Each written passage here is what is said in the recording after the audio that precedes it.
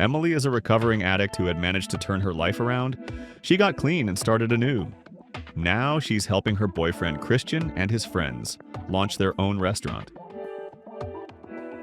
One day, she finds an antique witchboard in the woods, recently stolen from a museum but lost in transit. Curious about how it works, Emily literally opens Pandora's box, awakening a vengeful witch who slowly begins to bend Emily's will to her own.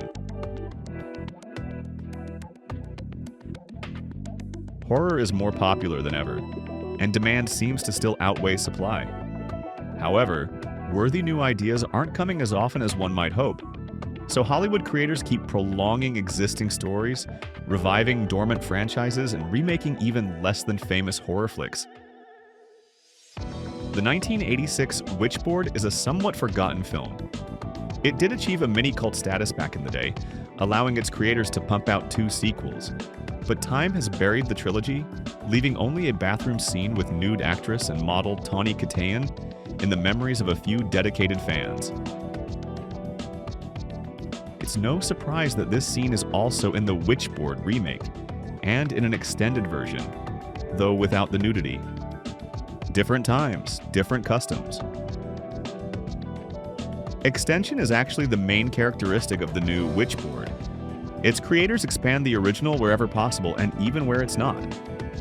In the villain's backstory, the antagonists, the body count, the runtime, you name it. The result is that the modest 80s horror flick has been turned into an almost 2-hour drama, complete with feminist themes, foodie aesthetics, an eco-message, reflections on battling addiction, a poorly rendered CGI cat, and even some secret order whose members look like they escaped from a cyberpunk movie. How is all this mashed together? With great difficulty, especially since the filmmakers fell into the same trap as the original movie. The fact is, the old Witchboard had a protagonist problem. The one interacting with the board was the aforementioned Keaton.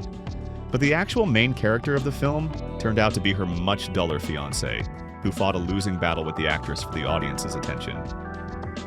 We see the same thing in the remake, only in a more severe form. We spend a long time getting invested in Emily and her problems, but around the midpoint, as the witch gradually possesses her, the girl is relegated to the background, ceding the spotlight to the far less compelling Christian. Around the midway point, the entire narrative of Witchboard falls apart. Plot lines start tripping over each other, and grounded realism clashes with romantic fantasy, which in turn prevents any real suspense or horror atmosphere from properly developing. The final half hour pushes the overload past all reasonable limits and becomes laughably absurd, which is especially disappointing considering the film was directed by none other than Chuck Russell, a true master who once gave us A Nightmare on Elm Street 3, The Blob, and The Mask with Jim Carrey.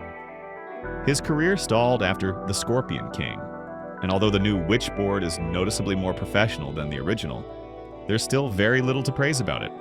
With projects like this, Russell won't be making it back to the major leagues anytime soon.